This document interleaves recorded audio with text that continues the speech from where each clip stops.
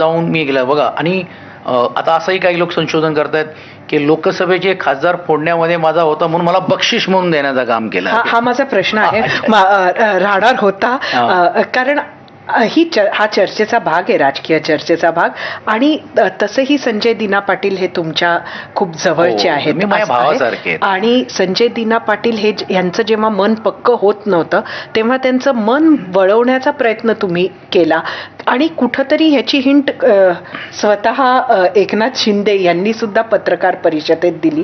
मला वाटतं म्हणून तिथून ती चर्चा सुरू झाली. नाही, तसं अजिबात नाहीये. एक गोष्ट नक्की आहे की संजय भाऊनी ज्यावेळी निर्णय घेतला तर मला त्याची काहीच कल्पना नव्हती. पण झाल्यानंतर मात्र त्यावेळी म्हणजे मी प्रेमाने रागवलं की तुम्ही अरे एवढा मोठा निर्णय घेतला मला माहित नाही. आणि तो क्लाउड आपोआप होतो ना. म्हणजे उद्या समजा आता जसं उदाहरण द्यायचं माझ्यावरती अवलंबून असणारे लोक तेही देखील एक क्लाउडमध्ये तर येणार ना. त्यांच्याबद्दल चर्चा होणार, आता काय होणार, आता काय होणार सांगण्यात. पण म्हणजे तुमचा काही रोल नव्हता? नाही, अजिबात नाही. म्हणजे माझा काही रोल नव्हता कारण तो निर्णय झाला होता. झाल्यानंतरची या चर्चा, या सर्व गोष्टी ज्या आल्या आपल्यासमोर, म्हणजे खरं तर तोच निर्णय आत्ता झाला. पण मी येते टायमिंगवर. पण तुम्ही म्हणजे आता इकडनं मला 2 प्रश्न समोर दिसतात.